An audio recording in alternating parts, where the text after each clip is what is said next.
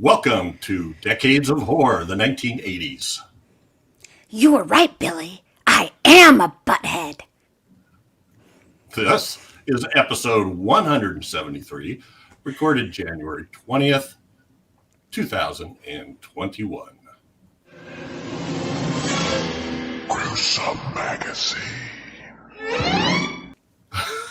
I am your host, Jeff Mohr. Really? Oh, Lord. Yeah, it's getting less and less obvious, isn't it? This podcast is about horror films released between 1980 and 1989. Each episode, my co-host Bill Mulligan, Crystal Cleveland, and Chad Hunt and I will tackle another classic or not-so-classic film from this radical, gory, influential, and gruesome decade.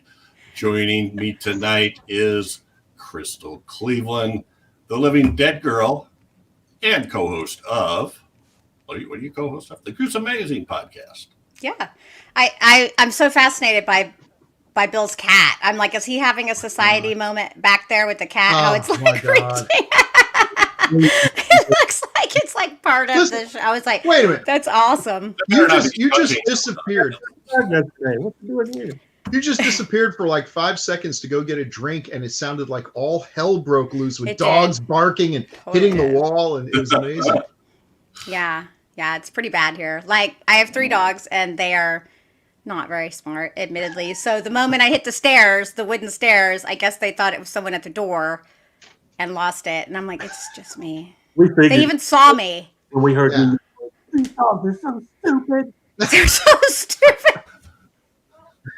They are, though. Okay. God. Also with us is Chad Hunt, co-host of Decades of Horror, the classic era, and the 1970s.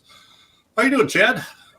I am great now that we've got a taste of Crystal's home life and her dog, Gloria, and Mountain Dew and all that kind of stuff. It's been a great time listening to you and Bill pre-show talk about grocery shopping. And he's got Ultraman. It's just been a great time so far. Yeah. I'm doing great. That is an awesome shirt. Oh, yeah. Princess Dragon Mom. Yeah. Also He's with like, us is Bill Mulligan, Okay. writer, director, special effects guru, and co-host of Decades for the 1970s. How you doing, Bill? I'm fine. What a movie, you know, it's What a movie. what a movie. It's an amazing movie. I know the cat. I love it. It's so funny. She's evil. The baby. This is the face of evil. It's always the last place you look. Yep, that's true. Right back to doing what I told her not to do. All right. Yeah. Well, let's get into our film today. As you might be able to tell, it is Society, which was released in the UK on September 20th, 1989, directed by Brian Yuzna, written by Rick Fry and Woody Keith. Cast includes Billy Warlock, Concetta Danese, I don't know. Her name back then was Connie, Danese, and Ben Slack. Synopsis is an ordinary teenage boy discovers his family is part of a gruesome orgy cult for the social elite. Yep. Gruesome orgy cult. That sounds about right. Oh, You don't hear that very often, do you? And we cut right to my face. Gruesome orgy cult. Well, Wow. I was hoping to catch a cat doing something. Yeah. Anyway, let's Right in the ear. what those tails were like lashing around. I don't know. It's insane. I'm seeing shadows. It reminds me of the movie, though, how they just have. Right. I just need a wet slurpy sound. Ooh. Goopy. Mm-hmm. Well, I'll run through some quick details here. This, strangely enough, this is this is a USA and Japan joint production. Oh, that's not surprising at all. It isn't. And this is kind of surprising to me. The release date was May 13th, 1989 at the Cannes Film Festival. That was the first showing. Wow. Then it was released in the yes, Wow. it was released in the UK in September 1989, in West Germany in January 1990, Japan March 1990. It did not get to the US until June 1992. Whoa. Oh, that makes sense then. Yeah. We're stretching it a little bit for 1980s, but we get a. Well, isn't it when it? I feel like it's when it was made. It like, and its first release was in '89. So Yeah, that's. Hey, we make the rules. We can. Yeah, this is our podcast. That's right. Nobody tells us what to do. Nobody. Well, also, I don't know that we're not being egotistical by trying to say that, oh, the release date is the year it released in America. We're not the only country. We're not the... What? So, I know we Americans love to be the center of the universe. What kind of commie propaganda is this? Wow. That is so funny, actually, Bill. I'm like, oh, yeah. Well, strangely enough, and maybe not strangely enough, the original script title was The Shunting. What does that mean? We never found out, really. We'll get to that. Yeah. Okay. Ooh. It's a medical term. Most of them were the same. Most of the other times. But in Mexico, it's known as Sociedad de Mutanti, or Mutant Society. Okay. This next one's my favorite one, and I Sure.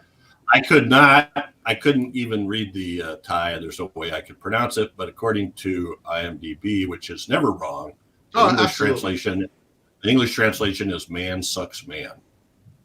Huh. I'll bet there were some disappointed moviegoers who were expecting something a little else there. That's interesting. They were probably in the wrong category in the video store. Yeah. Filming locations, again, mostly Southern California. The Wrigley Mansion, which is where a lot of this takes place. And I got to believe the Wrigley Mansion had no idea. I'm sure. No. Also, Birmingham High School in LA. Also had no idea. Right. TMT Studios in Culver City and Veterans Hospital in LA. Also no idea. I bet they sent them a script that ended right at about page 82 or something and just wrapped it up in a nice, neat little bow. And then he discovers his family was planning a surprise party for him all along. The filming says it was shot in 5 weeks, and the only filming date I got was January 1989, so somewhere around there. Estimated budget was $2 million, and domestic box office, who knows? $2 million? That seems low, honestly, to me, for this movie with the effects. Yeah. I'm just, I mean, there's a lot. When we look at the last movie that we did, Elvira, and that was like, what, 7 million or something? Mm-hmm. And this being 2 million, I feel like, whoa. Well, Elvira had a long list of recognizable character actors, and the folks in this film are not near as accomplished. And fair enough. At least for me, I didn't, not saying I also think Elvira's was more of a real Hollywood production, whereas this is very much an indie kind of film where you can cut corners. And to me, I don't see it in the production though. I think it's I agree. Well, a lot of I think Brian Yuzna had the chance to do one Hollywood film, and it was so. But the rest of his films were all indie stuff. Stuff. Yeah, I think he got booted out of it for some. It was supposed to be with Dan O'Bannon. Yeah, and I think somebody got sick or something. One of them got sick, and they got booted off the production. I can't remember. Yes, Stuart Gordon got sick. Stuart Gordon. That's it. Yeah. That's it. And that was the end of that. All right. Now it's time for our favorite. Whose favorite? Now is the time to do the taglines. Yay! Tagline. We need a theme song for taglines. If somebody, I was thinking I should have a gong or something. Yeah, or if there's any like creative viewers out there who can do music or stuff and make one of those little radio jingles, now it's I time do for have the friends. taglines. Now it's time. The taglines really suck. Da da da da. And then we zoom into this. I'm going to cut that and use that. Oh no! Yeah, no. there you go. Yeah. Okay. The people that wrote this were masters of the double entendre, although sexual double entendres are not all that difficult, but okay. Right.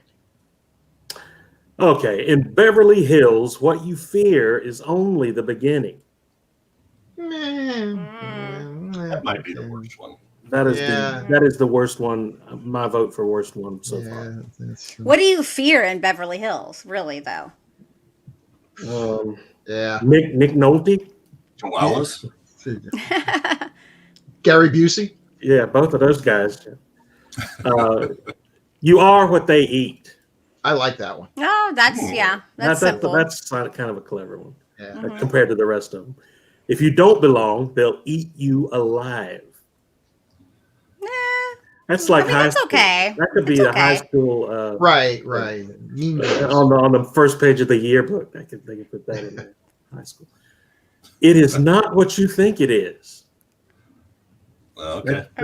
That's on every Baby Ruth candy bar wrapper. That's for the people who went to see. That's for the folks who thought they were going to see Man Sucks Man. Yeah. Sorry, guys. Okay, and this is taken directly from the Dog Whisperer. It is a matter of good breeding. Wee. Maybe these aren't as good as I thought they were. When you say them out loud, it's not so good. Yeah. The rich have always fed off the poor. I love that one. Real. I love that one. I do, but I think they should have just said, "The rich have always fed off the poor." Period. Right. Yes, I agree. And because with the rest of it, it's too on the nose. It gives too much away. Yeah. But it's like perfect. I love that one. That's my favorite. It's all about fitting in. Get in where you fit in, boy. Yeah.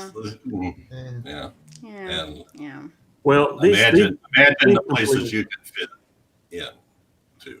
Yeah. Ew. Why?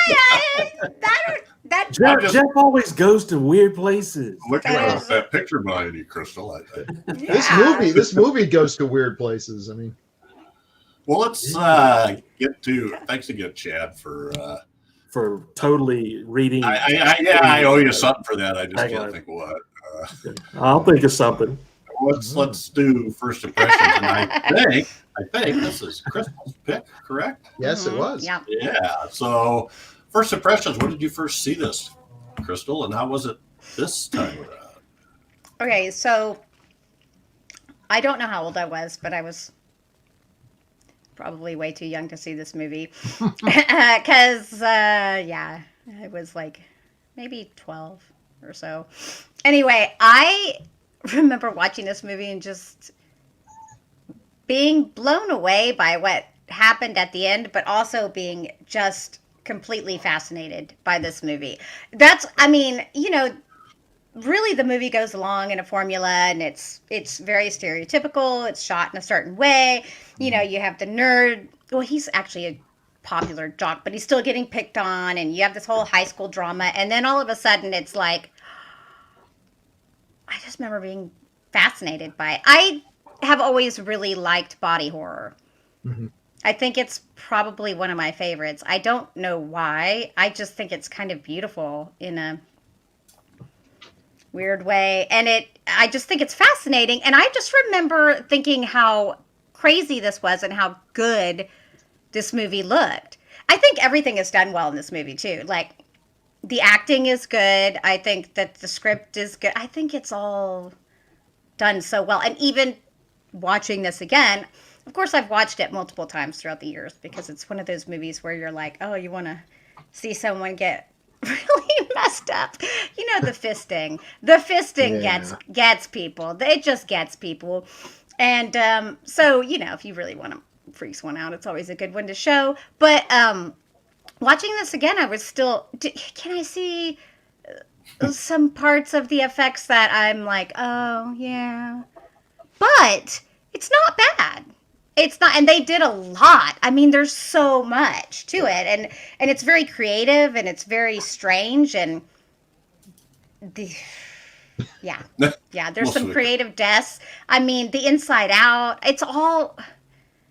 I don't know. I really love this movie. I was saying after I watched this, I was like, I wonder. This would definitely be in my top 20. It would be in my top 10, but I'm not sure.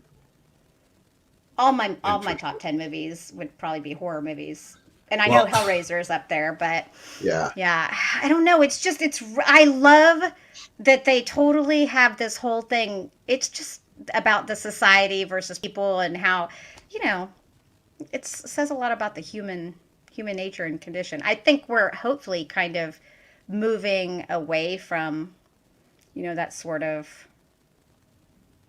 living, like where you have these like rich elite who just think they're better than everyone else. I think the world's not as much like that, but man, for the 80s, wasn't that really like a stereotype? Yeah, that was the thing. Yeah, sure. And it does. It feels really 80s to me, even though it has all this special effects. Yeah. It's really disturbing looking at you with the one eyeball on each side. Yeah. It's good framing. All right. Well, Bill Mulligan. How about you? When was the first time you saw this? And okay, so it's 2021. So I saw this yesterday for the first time. I forgot. That's what I was. Oh yes, I forgot. That's right. Oh yeah. And I told my wife ahead of time. I was like, "No, I've never seen this movie, but I know its reputation, and this is going to be one of the weird ones." And she's like, "When is it not one of the weird ones with you guys?" Yeah. Because we have inflicted a lot on her lately, but we watched the Joe Bob Briggs version. Yeah. Which is a good way to do it because it's a film he's really fond of and Darcy's really fond of, and the interplay between those two is hysterical. But also it actually adds to the feeling of dread when you're watching this movie. This movie is very much a slow burn kind of thing. In fact, I know a lot of people say go see this movie without having any expectations. But if that were the case, I probably might have turned it off pretty quickly because I don't like 80s teen sex comedies, which is sort of how this is being structured up until it's suddenly not. And that comes pretty much at the climax. So watching it with the interruptions and with Joe Bob talking and Darcy talking, it's like putting it off, and they keep saying, well, it's coming up, folks. The moment you've been waiting for. I'm just, and it does live up to its billing. I mean, this is some of the gushiest special effects.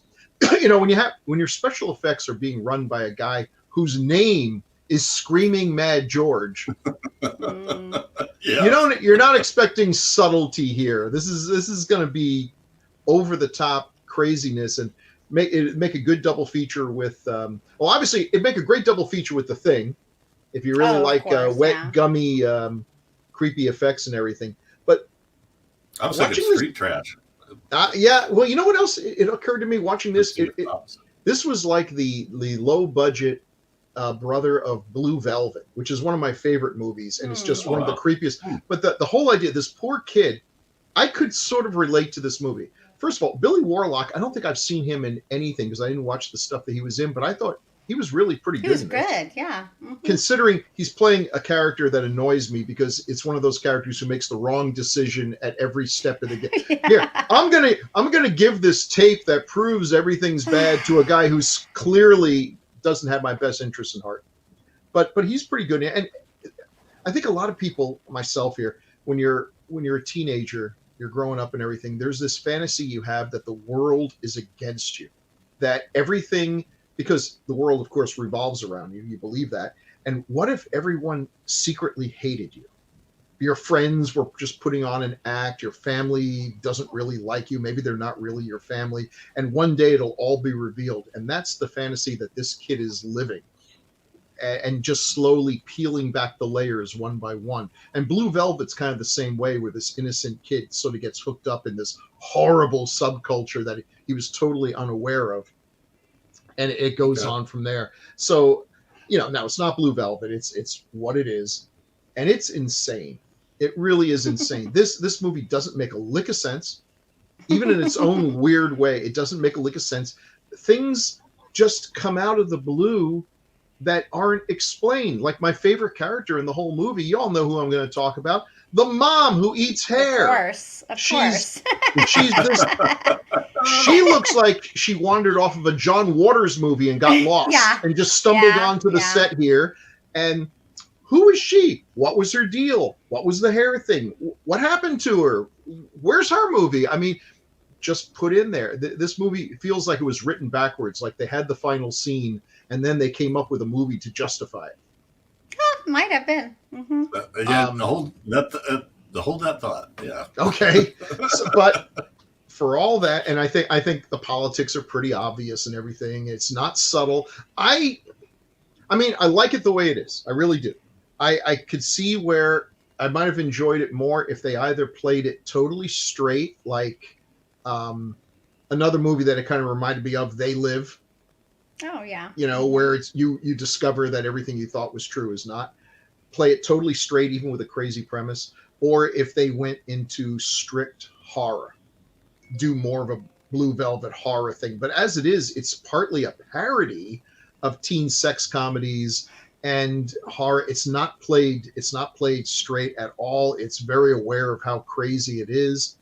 Maybe that's the way to go. I don't know if there's any way of doing this that it would have been a big hit. I understand why it didn't do well, because how are you going to describe this to your friends if they're normal people? I mean, all of us here, if we just describe the ending, we're there the next day. I got to see this, Crystal told me it was indescribable. I don't even know what that means from Crystal. So, I'd go see it. But for regular people, this would have been a hard sell. For our audience, they'll love it. They'll love it. For regular people. Yeah. I can't believe you haven't seen it, though. It just shocks me. I feel like it's popular. To me, it seems like a really popular movie. It slipped through the cracks for me, and I haven't spent as much time as I thought I would when I was a kid being alone. And this is one of those movies just on reputation that I figured might be best watched alone. Now, my wife actually, she got a kick out of it because she was just like, wow. It's so weird. Yeah. It's so weird. But I wasn't 100% sure that was going to be the reaction because I hadn't seen it. So I was waiting to see. I think the goofiness kind of negates some of the gushy, nasty, just plain creepy aspects of it. A funny movie about incest is not a description that comes out off of my lips very often. Yeah. You really don't even think about the incest all that much. No, once it gets to the end, there's so much more that's jacked up. Oh, that's like the nothing. least of their sins. Yeah. Mm-hmm. Oh my God. There's incest too. Okay. Oh, Chad. Yeah. What about you? When did you first see this? And what were your impressions? Oh, he's muted. You're muted, dude. Oh, sorry. there you go. What was the question? What is your name? Chad Shunt. Okay. So we're gonna get to that, Why right? did it take that long to get that? Why did it take that long for me? I don't know. Chad had to tell me. I'm sort of hovering in the background. I rented this, and I was a big fan of Reanimator, which Brian Yuzna was a producer on. So I figured, what can go wrong, And I can't remember how old I was when I saw it. Maybe my teens, and was just flabbergasted by the effects. I didn't really care for the story that much, and I knew this movie has a message, kids, believe it or not, and which they kind of hammer you over the head with, But at the same time, I was watching this movie for the effects work. I instantly became a big fan of Screaming Mad George and sought him out. Movies that I knew that he was involved with.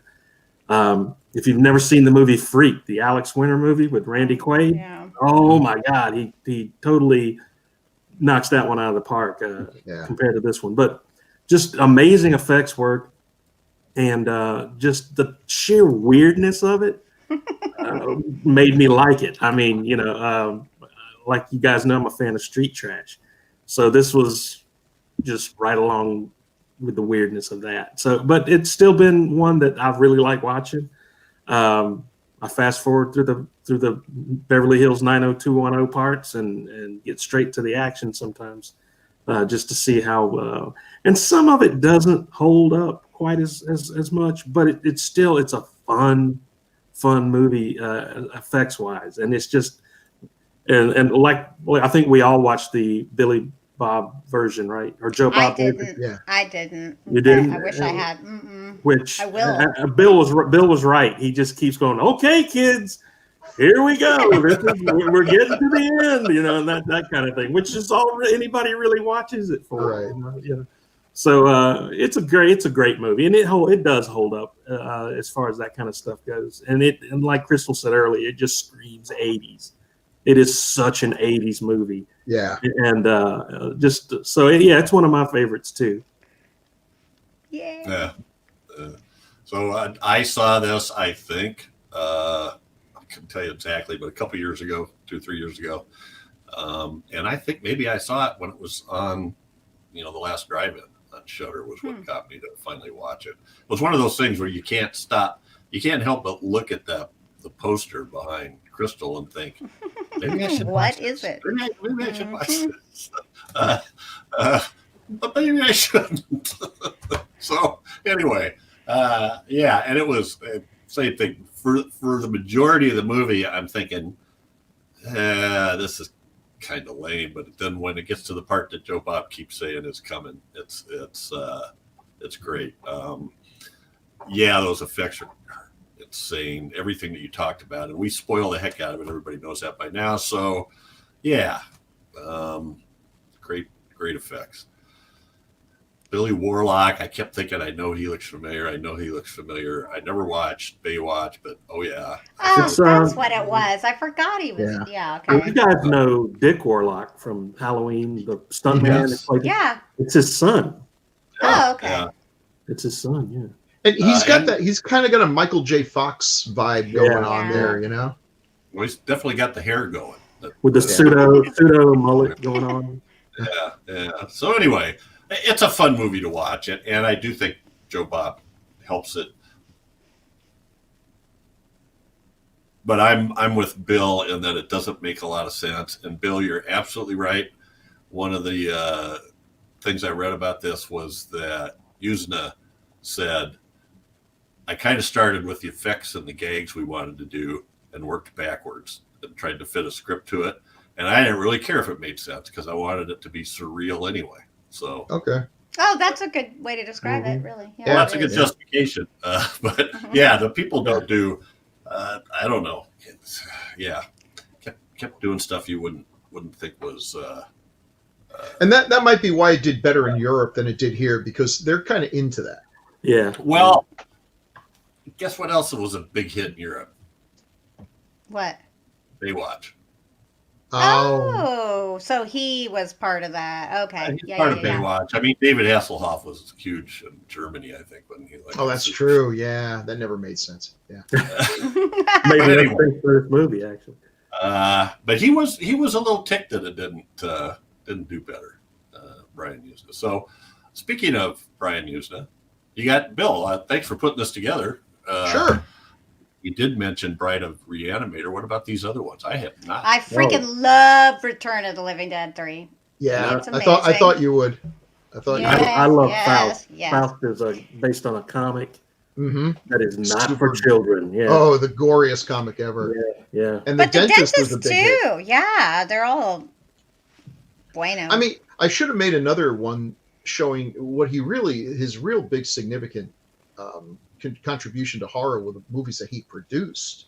Right, with Stuart Gordon. Yeah. Right, that's some top tier material. But as a director, considering I believe that this movie, The Society, is his first directorial effort. Well, that's pretty good. That's pretty impressive, if I'm right about that, because I think you are. That's a pretty ambitious thing to do. Yeah. And I seem to recall something along the lines of he agreed to they wanted him to make another Reanimator movie, and he agreed to do that as long as they let him do another one. So he did Society first, which, by the way, was a really smart move. because otherwise how these idiots work. Yeah. Like, oh, thanks for Bride the Reanimator. We're not going to let you make that movie, Right? Because that doesn't sound like we're going to make any money on it. So yeah, get it in writing, get it in your hand, and that was a good move. But yeah, for a first time effort, yeah. But he certainly wasn't a neophyte. He produced a lot of really major movies. Mm-hmm. He did one of the better Lovecraft movies, Dagon. Oh my God, that is one of my. I think he produced that one too. Yeah, he had his own production company in Spain. I think that he was turning out a lot of stuff like that. Stuart Gordon directed that one. Have we done that one? That needs to be one too. Yeah, that's a good one. I think Stuart Gordon is the better director. Mm-hmm. Just in terms of he was a visionary, really amazing sense. But Yuzna is probably underrated because of that. If it weren't for the connection that he had to Gordon, I think people might judge him on his own more. And he's got nothing to be ashamed of. That's a pretty good collection. I agree. I love Return of the Living Dead 3. It's my second favorite Return of the Living Dead movie. My second favorite Return of the Living Dead movie. Okay. Well, there's an awful lot of them, so yeah. Yeah. And it stands on its own. If it had not been a Return of the Living Dead movie, it would have, I think it would have gotten more credit. It's the third movie in a unrelated bunch of series tacked together. I think it's a really good movie with a really cool take on zombies that hasn't been done before or since, to my mind. So yeah, definitely worth a look. Well, you gotta love a guy who goes by the name Screaming Mad George. Yeah. I love that little plant. It's cool. Well, yeah. He seems fun. Yeah, he does. So what these movies are from? Let's see. We had the Guyver. We got the Guyver. I think that's Freaked. What these Freaked, and then and Bride of the Reanimator, the lady tearing her heart out there. Okay. Yeah. And I don't know what the hand is from, if it's from anything, but it probably is. I just don't know from what. Guyver was awesome. It was I don't know if it was a pre-Teenage Mutant Ninja Turtle before those movies came out, but it was just a great ultra-violent take on it, like Ultraman. It was so good. Yeah. I think he directed that too. I think Screaming Mad George actually directed Guyver. Mm-hmm. Guyver 2 is pretty good too. Guyver 2 is good. Mark Hamill was in the first one, I believe. Mm-hmm. And so was Jimmy J.J. Walker, right? Yep. Yeah, good stuff. Well, I think I noticed that, when you look at the special effects credits, you've got Screaming Mad George is listed, and then there are 14 other people that are listed as being S.M.G. Inc., which I would assume is his company. Mm-hmm. So, yeah, there was a lot of people working on this film. And what did they say? They needed like 3 or 4 puppeteers to work that giant, mutated thing. He's got an interesting style. And you're right, Chad. Freaked is probably the one that really shows off his talents. He's got the sensibility. You'd know who I'm talking about. Remember the old Mad Magazine artist Basil Wolverton? Yes. He's like Wolverton's vision come to life. Yeah. Or when I was a kid, they used to get bubblegum card stickers where you have freaky monsters riding cars, Ratfink and everything, and they're just this exaggerated, over the top, crazy cartoon sensibility brought to life. It's an interesting vision. You can sort of tell when it's a Screaming Mad George joint. Yeah. Very inventive and very imaginative. I mean, the imagination that guy had to come up with a lot of that stuff. It was just amazing to me. I was flabbergasted by the work he did in this movie. Especially at this time. I mean, nowadays we've got the Tokyo Gore Police and a lot of this other stuff that comes out, over the top craziness. But this was pretty excessive. This and The Thing were just, people were not prepared for this. Mm-hmm. Has he worked on anything recently? I don't know. Both of them, I thought seemed like their careers had sort of tapered off. Yuzna, he did. Was the creator of the Honey I Shrunk the Kids TV show. Oh. Well, I think he and him and Gordon wrote Right, the script, right. and we're going to make it, and then that didn't work out. Wait, he worked on Big Trouble in Little China. Oh yeah, that makes sense, doesn't it? Yeah, and Predator. Screaming Bad George, right? Yeah. Sorry, yeah. Like, that's awesome. And if you've ever seen any of his artwork where he's just painting and drawing, I saw a card set that they had at one point with Universal Monsters, and I believe he did the Creature from the Black Lagoon series of that. And it will blow your mind. He's such a great talent, such a great artist too. And it does seem like he stopped working in film around when the 2000s started and everything, which is a shame. And I don't know exactly why, but with an artist like that, I probably imagine he got into something else that was probably lets you do your vision without interference and all. Why do people stop doing the end of the video stores? Probably also kind of took a lot of the market for these kinds of films out. Yeah. Oh yeah. But if Netflix is looking to shake up their subscriber base, they might go back and look at some of these 80s creators and see if they like to come back and get the band back together. Yeah.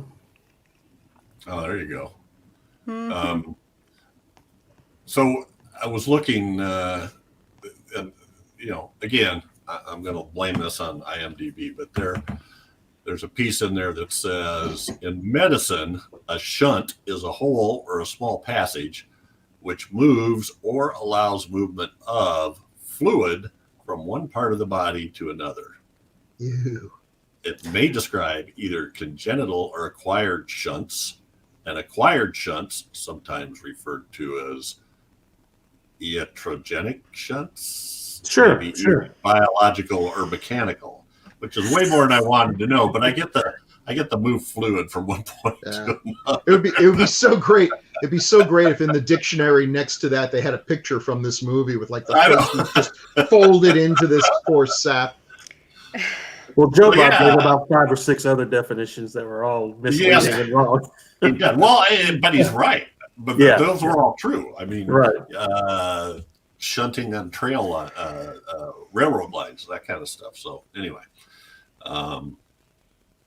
he went through a whole list of what it kept going. Yeah, but that's not it. So just as an example, I think here's like, there we go.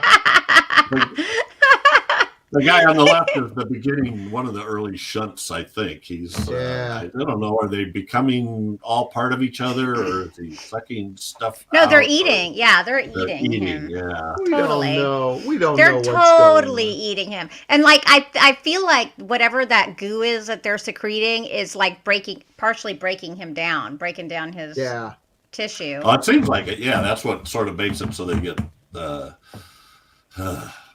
they turn into... Yeah, again, they don't really explain what these people are doing, even with each other. They just sort of enjoy turning into protoplasmic blobs and mushing together and then pulling back out. And it gives them gives them pleasure, I guess. It's alien not well sex. explained. They dine and then they copulate. Yeah, first we die. That's what they said. That's their... Yeah. Well, at least we don't have... We've got the one where... the dad says, I guess I am a butthead. And then we have the fisting, the classic fist. Mm-hmm. Yeah, that's the full fist through the whole body. The arming, that's the arming. It's past fisting, it turns into the arming. Yeah. I'm not going to tell you that story. I just Hey, you gotta feel for the actor on the left there, because I mean that's a long involved prosthetic put on there. He's got to just stand there like he's the very last part of the human centipede while they're putting all this on, do his acting, and get them all glistened up. Yeah. Oh, they used more KY jelly than, I don't know, just a lot of KY. Yeah. Well, and in the end, it all goes like this. Yeah. Mm-hmm. Oh, cool. I like seeing the photo versus how wow. Look at the difference there. Mhm. That's crazy, right? Like it looks so much redder and wet. I think that was a smart move, putting the red lights on. It somewhat hides a lot of the seams and everything. It doesn't look so rubbery when you have that red light on. It just looks wet and raw and fleshy and disgusting. Mhm. Oh, and it's just they're all just connected, and you can also see where both Screaming Mad George and Brian Yuzna said they were inspired by Salvador Dali. So, Of course, Yeah. the melting. The Great Masturbator is the name of the painting. I think this was. Wow. was that the name of it? I think it's called. I think the painting was called the Great Masturbator. And it's a bizarre painting. A bizarre painting from Salvador Dali? Huh. Hey, it's been known to happen with him. Yeah. Crazy. So yeah, the shunting. So, Crystal, you've mentioned your I don't know if I want to say love, but your Oh, I love this movie. well for Billy Warlock.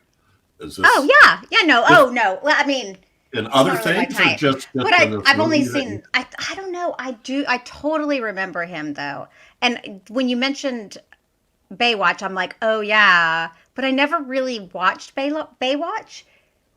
Like I never watched a lot of it, so I don't know. I swear there's other stuff he's been in that I've seen. Well, he's done a lot of soap operas. Mm-hmm. Oh, that could be part of over it. the years. In fact, holy cow, 887 episodes of Days of Our Lives over like a 20-year period. Okay, that's probably totally it. Because during the summers, when you didn't have school, you totally watch a soap opera. 237 episodes of General Hospital. Wow. And I was thinking I saw Edge of Night or something before that. He had a small role in Halloween 2 with his dad, I think, because his dad was Michael Myers in that one. So he was in that one. Hat Squad, if you remember Hat Squad. Don't. Wow. What? Happy Days. Leonard Phillips. He would First of all, he's got a great name, man. Billy Warlock should have been a horror movie star just on the name alone. Yeah. Totally. Awesome name. I wonder what it's like being a soap opera actor. That's a tricky thing because you're acting. Don't take away anything. It's legit acting and all, but it certainly doesn't get the credit. No, it doesn't. And the glamour that a movie or even a regular TV show does. And unlike regular TV shows, they don't get shown in endless repeats, mostly. Mm-hmm. So you put all this work in. He did 20 years of a soap opera, but unless you were a fan of that soap opera, no one could see it. Yeah, and he's in and out and does other stuff during that time. So there was I can't even imagine. There must have been over 20 years. There was probably 4,000 episodes of that soap opera. God, it reminds me of the dude who was in Brain Damage, who was in one. He played Alan Michael Spaulding. He was a soap opera. Sure. So I guess the soap opera people are totally cool with doing horror. They're like, okay, it's a movie, so it seems to me like what you were saying, or kind of what I get out of what you were saying, and what I was thinking is it's really hard and thankless work, to a certain extent. Yes, I'm sure you get paid well, and if you go into if you become a character that gets identified with, like, I don't know that much about soap operas, but I'll go back to Luke and Laura in the early 80s, General Hospital. They became, part of. First, they hated each other. Then they tried to kiss each other. Yes. Right. And it's a steady job, though. I mean, And if I were looking to cast someone, I'd look at soap opera actors. I mean, these are people who are probably given the scripts the day of shooting. Yeah. That stuff looks like it's written on the fly. Yeah. So they learn their lines fast. There's not a lot of time to and they have to make the same basic story, basically the same storyline over years and years, interesting. And you know what I mean? You've got to create a character without like a lot of action. So it's all dialogue. You have to know how to use dialogue, and you're not getting a whole tremendous a lot of help from the director and the editor, because these things are shot quickly with just a few cameras, and they're edited fairly simply. There's just a few shots. So really, it's all on you to get these characters over. And if the characters don't get over, a soap opera has nothing. So, you know, I think they deserve probably a lot more credit than they get. Yeah. So apparently, while they were filming this, during the shunting scenes, Brian Yuzna put a sign on the soundstage door that read, "Abandon all hope, ye who enter." Yeah, like when the folks who rent out the Wrigley House come over to see what movie's being made in the place or the folks at that high school. Yeah, I'm sure. Oh, can you imagine? They're like they think your worst case scenario is you find out that they're making a porn movie, and then it's like, oh no, that would have been much better than this. What am I stepping in? And they all watched it. They had to all watch it because it's like, oh, it's our high school. It's so cool. Yeah, this was shot at our high school, and their jaws are just dropping open. Yeah. Well, there's another, at least I recognize her, Devin Damascus, which was a Playboy playmate. She played the creepy girlfriend? Yeah. Yeah, the one that he... No, the one that she played Clarissa, the one that was supposed to be part the one of that he ran off with. Yeah. At the end, yeah. Wait, I thought that was the than... creepier girl. Yeah. Creepy girlfriend. How creepy I thought you meant the other girlfriend. No, she was just a creep. Yeah. But yeah. But What again, happened to her? We don't know what happened to any of them at the end. I mean, give away the ending, folks. Not that you care. They run off. The three of them run off with what? Is now she going to? It's going to be it's not interracial, interspecial romance between these two. Is she going to forego her body morphing ways or just consume him one night? What's the deal? There's no ending. There is no ending to this movie, and that's one thing I kind of complain about. And I realize there's a climax. Literally, but there's no ending. They didn't know how to end it, and so they ended on what I think is really kind of a weak note. Yeah. Well, I think that they didn't have to eat people. They just did it because they enjoyed it. Sure. Yeah. So, and, they had sex, and basically they said, the more turned on you get, the stretchier you get. And so she was like, so I guess he's just going to have to be okay with that, with stretch. Yeah. What is it? Elastic girl or something? Yeah. I don't know. It doesn't stretch any farther than this. I'm sorry. Yeah. That's how that's going to go. Yeah. Well, and we mentioned Halloween 2 because Dick Warlock was in that, and Billy Warlock had a part, but Halloween 2 was in the same hospital that was used in this one. Oh. When he was, and that was another one too. We have these guys who are part of the whole deal. They drive up and take Billy in, and then his buddy Milo just walks up out of the bushes and walks right by the ambulance, and they don't think anything about it, even though we know in the end we know they're part of the deal. So, and which does that make sense? Why would hospital orderlies be part of this rich elite? Unless I guess they're just working. Well, and the cops too. Yeah, they're the cops. Cop. Yeah. So everyone's and well, I guess everyone knows that corruption is largely rich people getting away with murder and stuff. So it's no surprise that they're paying off. But you would think even if you're corrupt, working for body morphing alien slug people. Hey, what was the deal with the slugs? Now that this just occurred to me, what was the thing where they're like picking slugs up? Was that ever explained? That was never explained. No. There's just a lot of random weirdness. They're slimy. And weren't they saying stuff like, "Oh, these are going to be nice ones this year"? And this is the best crop we've ever had. Yeah. Oh, yeah. Maybe they eat slugs when they're not eating humans. I mean, I've had escargot, which is just a slug in a shell, so I guess I've got no right to complain. But that's nasty. If I were starving to death and like all there were slugs, I'd starve to death. I'd have a problem. It's like I think I might cut off my foot and see how I could work with that. It just tastes like little balls of rubber. My foot? Like little balls of rubber. That's slugs. Yuck. Yeah. Well, my foot. Escargot. Yeah. Oh, escargot. Okay. But smell. So the cat. So Chad, you mentioned these paintings, and you called it the masturbation, right? The Great Great Masturbator. The Great Masturbator. Well, I got to look these up because in the IMDb maybe they didn't want to use that. But And it's a painting from the 20s. it says they used his paintings, Autumn Cannibalism, and the other one was Soft Construction with Boiled Beans as inspiration.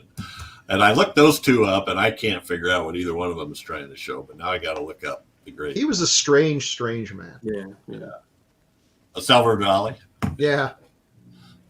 Yeah, well, this particular painting, here it is. Here it is. It almost looks like a. people are melded together, and It almost looks like a woman who is just maybe enjoying Shunting. herself. yeah. Perhaps it kind of looks like there's like. It's hard to tell. You know, when I think about this, I think about like, you know, I really think the inspiration is like how Salvador Dali tended to meld things together. Right. Melting clocks and stuff. Yeah. Well, yeah, the bodies are dripping over the couches. Yeah. And, so, yeah. But I think it was Screaming Mad George. You might have mentioned this earlier, but that was his favorite artist, Salvador Dali. Right. I'd like to look up. I don't know if there's any featurettes on how Screaming Mad George did the effects, but I would like to look them up because nowadays, if they were to do this, there'd be CGI up the wazoo, literally CGI up the wazoo, and lots of silicone effects and everything. But back then, foam rubber, latex, maybe gelatin. You know, How else you gonna do a giant hand getting ready to thump? Yeah. Oh, yeah. That was weird. The thumb head. So these things are extremely powerful in their ability to shapeshift and meld and do all this. So how does Billy Warlock escape in the end? He manages They to were kill. afraid. Why? He killed Probably one of because them. He got lucky. He Probably ripped one because guy upside out. Yeah. they probably can't be really killed, so probably messed them up. Maybe, I don't know. I bought it. I just accepted it. I mean, how many is he going to be able to take out with the pull him inside out trick? You know? He emotionally crippled them all. Oh, Yeah. There's Bill. Arrow has the Blu-ray, a 2-disc combo. Oh, wow. And one of the extras is the Champion of the Shunt, which is a featurette with Screaming Mad George, David Grasso, and Nick That's Benson, actually cool. who were all FX artists. That sounds pretty tempting. And Yuzna does commentary. So yeah, it does sound tempting, but Yeah, I'd like, because I would never imagine doing anything like this, but I do hope at some point I get to do a real over the top body horror. Oh yeah, it'd Because- be so fun. Especially now that I have some folks I know who would be tremendously helpful on that. My wife is. Are you volunteering? I already have a body horror here. Oh, God. Did you hear that? Yeah. we did. Yeah. They heard that. Yeah. Well, that's good. She knew we heard it. Yeah. Of course. So I'm glad I married someone that I can watch these with. That's for sure. Because otherwise, this would be an awkward, once a week awkward scenario. So, yeah, once a week that she watches the movie. I'll be going downstairs to work on my needlework while you watch your stuff your stuff. for your friends. Yeah. Go watch your alien sex film, Bill. Yeah. I think you guys, a couple of you mentioned it has a message. What is the message? Boo hoo hoo! The rich are bad, and if the rich suck off the poor. Right, and if I'm going to take that message from anyone, it's going to be from Hollywood producers, because they've really got their fingers on the pulse of the ordinary Joe. I love movies, movies that are trying to get down with the 99% when they're made by the people who are the very definition of the 1%, and as we know now from the Me Too movement and everything, we're getting away with absolute murder. Yeah, they weren't shunting, but metaphorically, that's exactly what they were doing to people for years. So Yeah. I mean, I had no idea that that's what they were doing until Ferguson said it, and I was like, yeah. Oh my God, you're right. I get it now. But but there's certainly something metaphorically, the corruption in society of the haves versus the have-nots, and just how long they were able to get away with things, an Epstein or a Weinstein or some of these awful people out there, how long they could get away with it just by throwing their money around. It does resonate. It still resonates. It will probably always resonate. Yeah, I agree that it's the distance between the two lifestyles and the thinking for a lot of them is so foreign that it just can't even be related to. People that are scrounging for their meals or their rent or whatever, as opposed to somebody that would think nothing of having, several $100s. It's an alien concept to them. I mean, for poor people, didn't mean to make a pun there, but well, he said they were specifically not aliens. Yeah, he says we've we are always not been among you. aliens. We've always been among you. Whatever They're the hell they are. They were the ones who lived in the good cave back in Flintstone times. Yes. The good cave. The fancy cave that wasn't wet on the floor, There wasn't weight on the floor. We're partying at Rockwell's cave this weekend. Oh my God, that's yeah. I have one last question. The guy that plays Milo, did you guys recognize him at all? He was a guy that I did recognize him, but I don't. His name is Evan Richards. Hasn't done anything for 20 years. Did like the Bill and Ted's voices for Bill and Ted's Excellent Adventure TV series. Oh, okay. Oh. Well, did you guys recognize Martin Petrie? Which one was he? Wore glasses? Oh, the creepy looking dude? Yeah, he was from Pumpkinhead. Yes. I was about to say, yes, I love him. He's so creepy looking. Like y'all know what falls on Baddens, don't you? Yep. Okay. Yeah.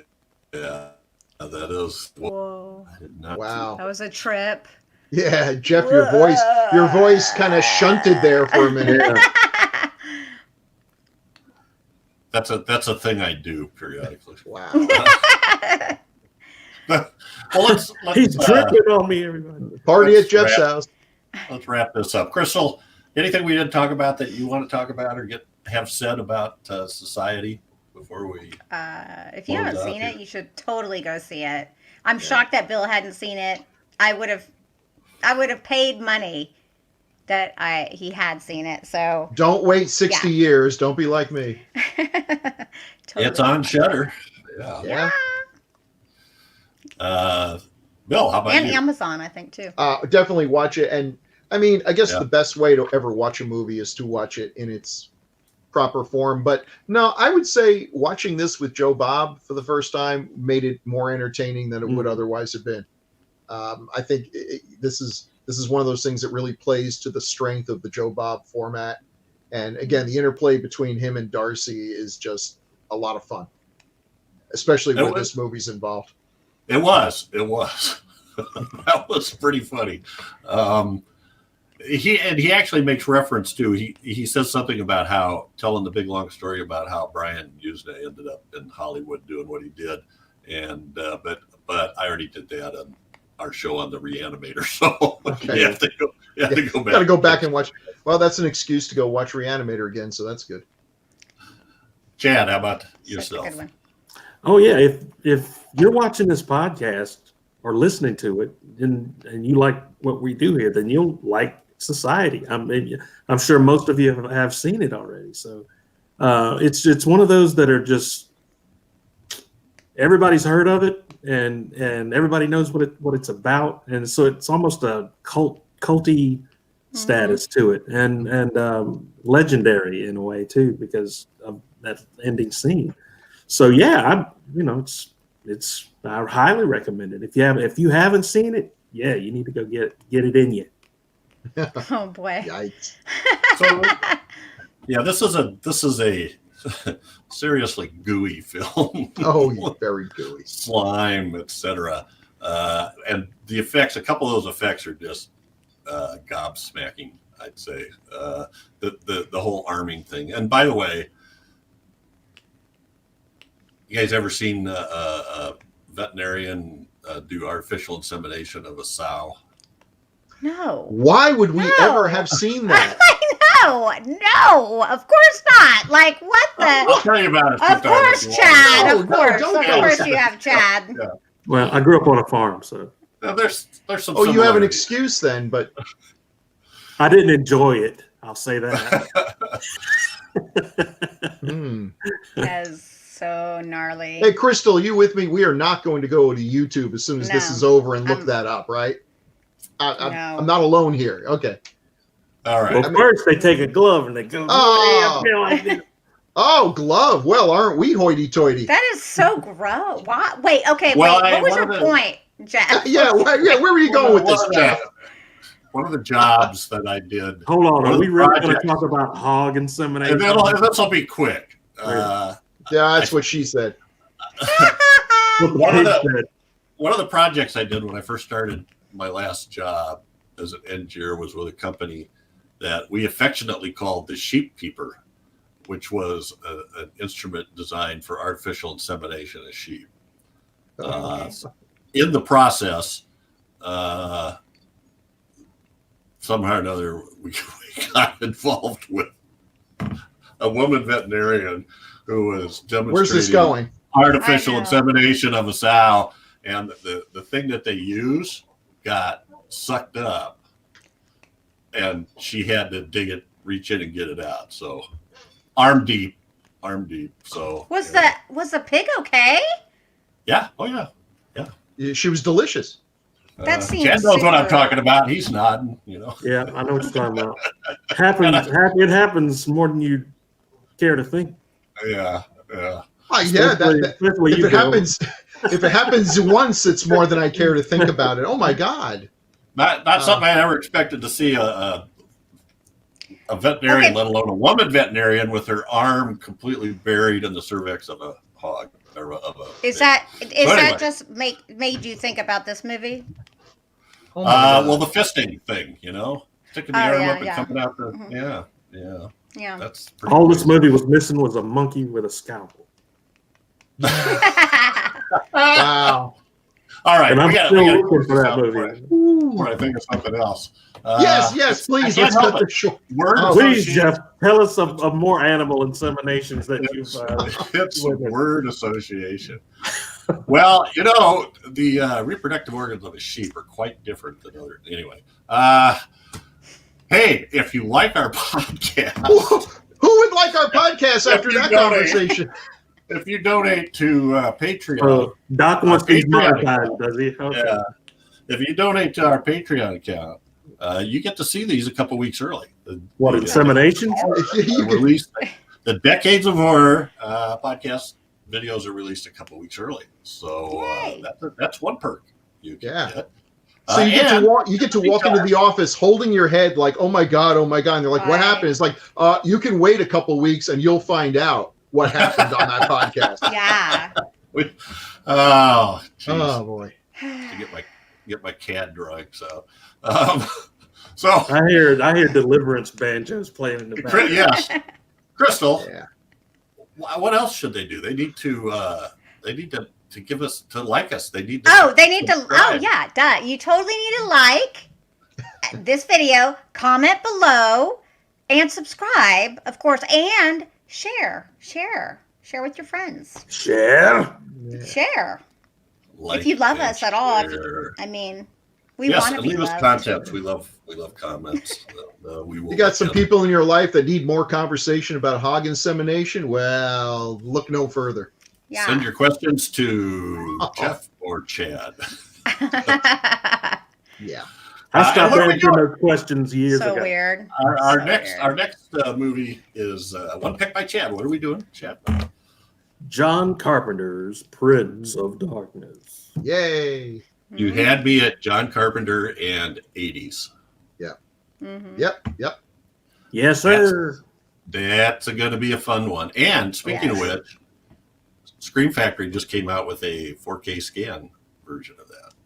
Really? Oh, nice. Ooh, Purdy. Alice Cooper, anybody? Ooh, oh, he's so wonderful. He is. He is. All right, so come in and to join us for that one. And we promise not to talk about livestock, I think. Oh, Well, don't believe that. no I promises. wouldn't make any That's the, promises. that's, Yeah. that's the meat and potatoes of this podcast. What are you talking about? Why did I move? I feel like- Oh boy. Totally lost control. It must have been the I don't sheet. even know anymore. I'm so confused.